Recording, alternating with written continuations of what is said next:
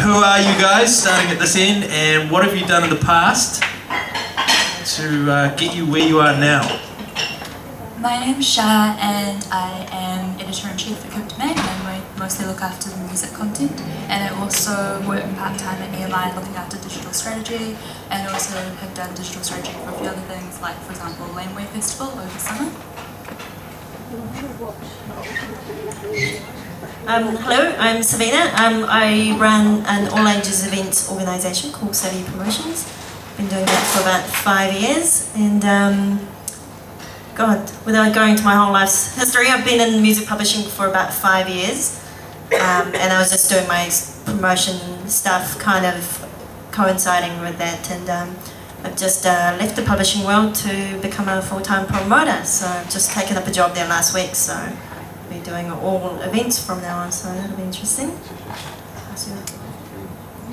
I'm Michael Logie. I play bass in the Chicks when we're not half broken up or whatever. And I teach guitar, bass and drums at the School of Rock and mentor bands as well. Which is...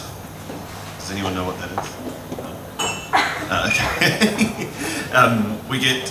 Gareth puts together bands of different people, and he kind of figures out, you know, who would work best together, and then he puts them with the mentor he thinks would work best with them, and then sort of try and make them better band members or better bands, I suppose.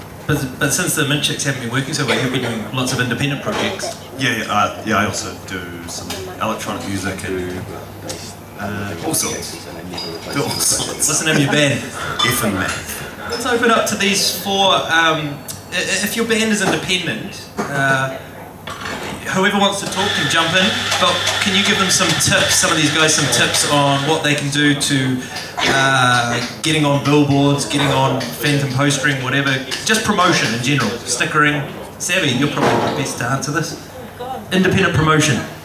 Well, I guess Savvy, it's my whole kind of vision for that was kind of underground or DIY kind of stuff, mostly to do with the fact that we've got no money, but also because I think it sort of works better and you can have direct interaction with people.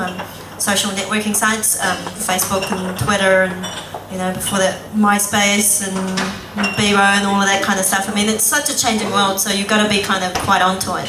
So, and it's also very time consuming, but the good thing that it's free. And the other thing I like doing is flyers, and you just hand them out in person. I just think that those things just can't go wrong, and it's probably the best sort of few ways of doing it. And we so I mean, it's sort of changed a lot in the past even 3 years, I think. But I think it's even if you just cover your gig online, it's, you know, that's probably a lot you probably do. But I mean, it really just depends on what sort of budget you've got available and all that kind of stuff. I think there's a certain amount of charm if you kind of make the poster yourself as well, personally, anyway. And I think a lot of other people agree with that. Like, I don't know, like hand-drawn posters are really cool. I don't know.